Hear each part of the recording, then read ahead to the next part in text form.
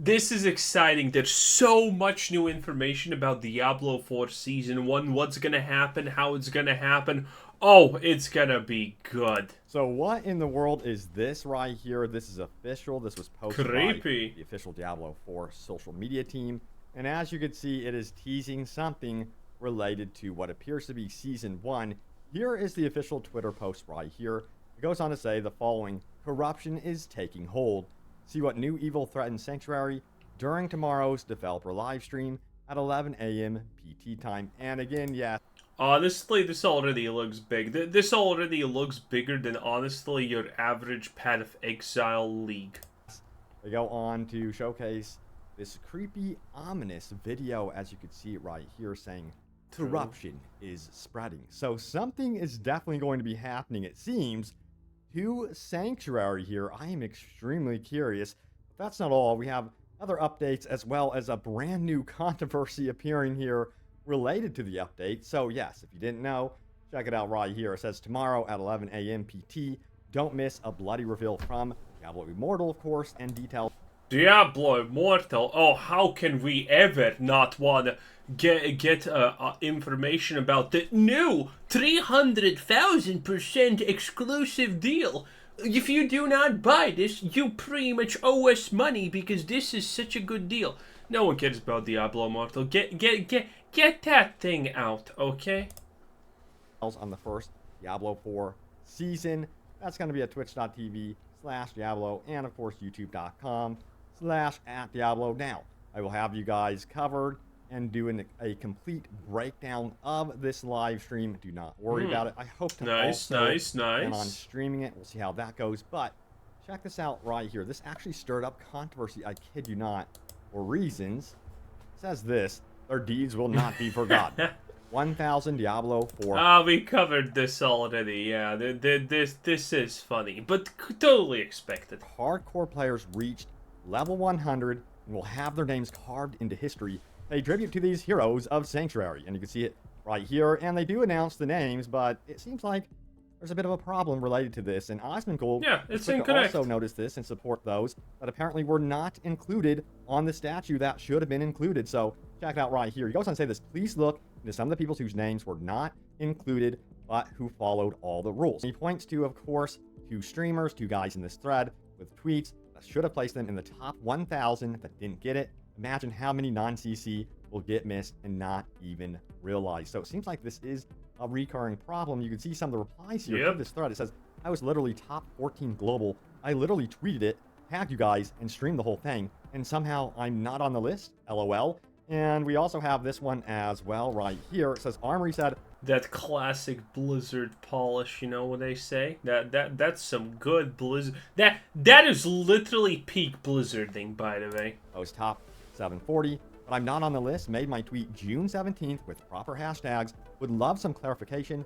Thank you, @Diablo. And it continues on with this, as you can clearly see. I also hit 100 on the day you guys had the dev chat update. Should have been around 350th, tweeted and streamed, not even on the list. What the hell? So yeah, a lot of concern regarding that one. I actually hit, by the way, level 100 like in 5 minutes when the game launched. Didn't get my name carved. Oh, by the way, the character's long dead, by the way, and my screenshot's deleted. It happens. We'll see how Blizzard responds to this. Kind of curious because, yeah, it seems like this is pretty permanent, and they want it to be a fixed 1,000 amount of players that are on this statue. Well, I think they're going to have to adjust that and get these people on that. Like, I'm having a laugh, but it is sad that these people who tried so hard for so little don't even get their puny rewards at the end, honestly. Statue on this list. It's only fair. All right, we also have this article right here. Speaking of adjustments, check it out right here. It says this: unlucky player snags Diablo 4 legendary that's so bad it feels spiteful. If you surround yourself with infinite enemies, you could reach that 8 life per second. This has to be a troll from the dev team or something. Check it out. It says this right here: Diablo 4's many high tier drops were not created equal. Yeah, there are the barbarian gloves that turn the game into kind of a euphoric slot machine. And then there's the Necromancer gear that renders the corpse explosion ability completely ungovernable, but they're just one side of the coin. The other side has, well, stuff like this. His greatest legendary known to man. And as you can see, it says you heal for 0 life per second for each close enemy up to 8 life per I mean, on one hand, I think this scales with the item level, I think. I'm not 100% sure. But yeah, this thing could go from 0 to like 40 or something like that. I'm not sure. But yeah, no one obviously uses this, if not forced. Per second. So I don't know what's happened here. Clearly, this needs to be adjusted in the future. It's something that Blizzard will definitely have to look into. And a lot of you guys also seem to feel like they need to look at the loot table as a whole and perhaps adjust something in the future. Yep. But after like level 80, loot just seems somewhat uninteresting. And hopefully we get some news about what we can expect from Season 1. Level 80? Loot's not interesting from level 60. No, wait, loot's not interesting from level 55 in a lot of cases. It's really, really hard to get an upgrade. Come on, Blizzard, just open this thing called Path of Exile, look at the strange currency Orby-Warby things, and copy-paste, copy-paste, copy-paste, copy-paste. They're not gonna sue you. They're not insane. So, you know, you get a free good system. Come on, Blizzard, come on. Start stealing things. Andale, andale. Because apparently with these seasons, we should be getting brand new loot, and I'm curious to see if eventually we would get that World Tier 5. Now also, we got to continue onward here. We have this one right here. It says, they can't do that, and of course it says, the horse should be able to sprint in town. And yes, Yep. 100% agree with this. I don't know why there's so many limitations, strange limitations with the horse sprinting in Diablo 4. There's also... You know what's the biggest part about the horse that pisses me 100% off? It's when you get off the horse in town because you enter a building, you actually stop, get off the horse, and then you need to move. Oh, I hate the horse so much just because of that. It feels just so bad. It's like getting stuck on something. You know, getting stuck with a horse is stupid, but let's be fair. If you're still playing Diablo 4, you probably are not getting stuck on much because you have learned to live with the shitty system, right? But man, just getting off that horse and losing that, oh, it's the worst, stupidest thing ever. And the cooldown. The cooldown is just absurdly stupid. Some oddities with the controls of the horse. But yeah, the cooldown, in my opinion, just needs to completely go away from the horse mechanics entirely. I think they should definitely update that. Also, we have this one right here. Can we all admit this is a little too long? And it says next world boss spawn is 6 hours, 27 minutes, and 51. True.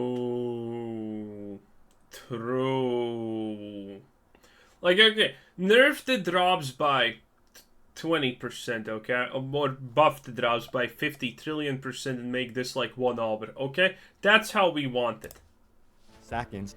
And there are apps that you can use to actually follow when the world boss will spawn in. This is ridiculous. Like, this is not what was promised to us beforehand. The world boss should be spawning in way more often. By the way, the site that he used, that he showed, it's literally called helltides.com, if you do not know. It follows Helltides, it follows bosses, and it's going to get a couple of other things. It's really neat. Often for us. But yeah, this of course needs to change as well. What do you guys think would be an appropriate time between world boss fights? Do you think it should be an hour, 2 hours? Do you think world boss should be spawning 2 in every hours half seems hour? fine, What do you guys honestly. think should be the optimal time frame between those world boss instances? Sound off in the comments down below. I'm kind of curious what you guys have to say. Now, one thing that I've noticed is that a lot of players just get a bit confused by the actual stats that are on display. Of course, you have things that are additive and then also multiply with the stats, and it never really projects this exactly. You have to go in, of course, and turn on the advanced tooltip option, but it's still very convoluted in many ways. Is it though? Is it? Displays this. It says plus 98 damage to player base over time. It says when the game doesn't want you to pass or understand crap. And it shows some examples here as well, and how confusing it can actually be. I personally think they do need to adjust how some of these stats are presented, make them a bit more straightforward and understandable, so you're not doing some sort of absolutely ridiculous mathematic equation just to understand what your stats are doing. Of course, there's a bunch of tutorials, don't get me wrong, that are out there here on YouTube. Yeah, it'd be nice just to know what's going on right when you look at the stats and have an understanding of what's happening. And, you know, well, it would be nice. But it's not gonna be nice. That's Blizzard's motto, by the way. We could make things better.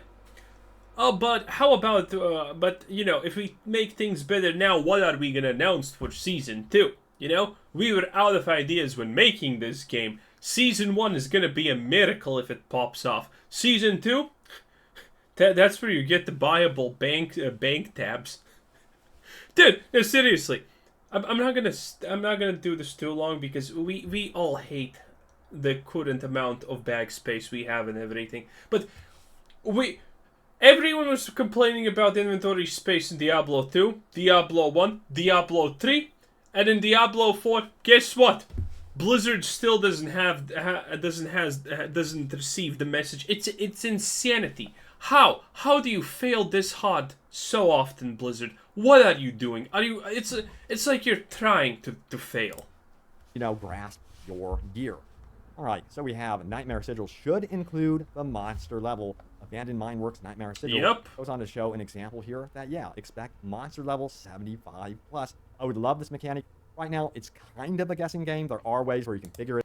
Yeah, people are saying that the sigil thing is like sigil minus 55. That's how it's a mess. Now, of course, once again, it's those hidden stats, somewhat hidden stats, that are convoluting the game and, in my opinion, slowing down the experience. And for more, I guess you would say, casual players that maybe are hopping on a few hours a night, it would be nice if this was projected better. Let me know if you guys agree with this one or not. Also, we have maximum number of side quests reached. Why? What's the point? It says you have reached the maximum number. And why are side quests hidden? Why can't I see all the exclamation marks on map, Blizzard? How about that? I actually want to finish them. But I can't, because I have no idea where they are. What kind of random jug do I need to break accidentally for me to get a quest? I don't know. I'm not gonna find out. I don't even know which quests I have done. Of active side quests. I've run into this several times. It can happen. Sometimes you just want to keep side quests active, because you might accidentally stumble into them. I have accidentally stumbled into them, and it's just strange to have that message pop up. It's so frustrating. Alright, so now it's time to get into your top comments from my most recent video, which was this one right here. It says, it's confirmed the Butcher can become this big Nightmare Dungeon secret and surprising developments. That's from the community. Check it out, by the way. Some incredible stuff happening with the Butcher. If you use a certain fix in the Nightmare Dungeons, you're going to want to know that one. Yeah, let's get into your comments about this one. We have Lexide, who says this: I really hope to see the Skeleton King as a Butcher-style rare spawn.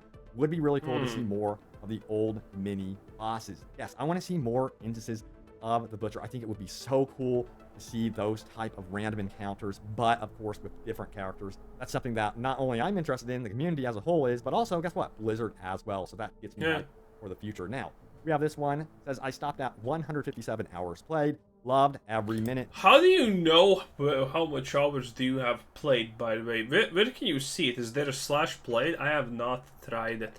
Definitely coming back for seasonal content. This is a game I will play off and on for years. I believe this is how it's meant to be played. See, that's what I think is happening with a lot of players that feel, I guess you would say for lack of a better term, burned out, that they're just waiting for new content through the seasons. And Blizzard, they're like, hey, you know what? We're going to be offering quality of life improvements, but we really want the seasons to be about a huge chunk of new content that you can get excited for between, of course, the bigger expansions. So yeah, it seems like this game is going to have a lot to offer in the future. It's just, there are some worries about, a big chunk of the offerings just being in that back. How can Blizzard say that they want the new seasons to be about new content? If that's true, then why aren't you just giving Max Patagon, the Max Patagon in the region things to everyone for free?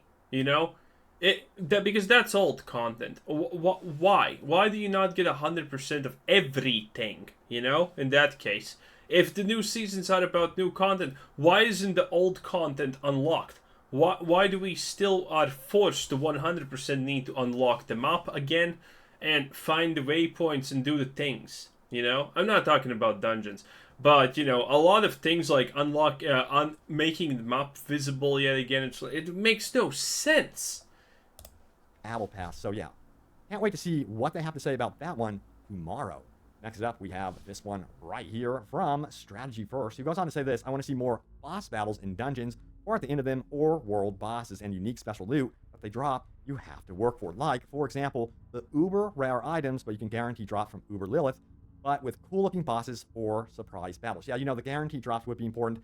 There was a post about the guaranteed drops suck, but making it farmable, that's an option. The Helltide boss that roams around, and it takes forever to kill him, and the drops there are even insignificant. I remember finally... Bruh, the drops there are like, what?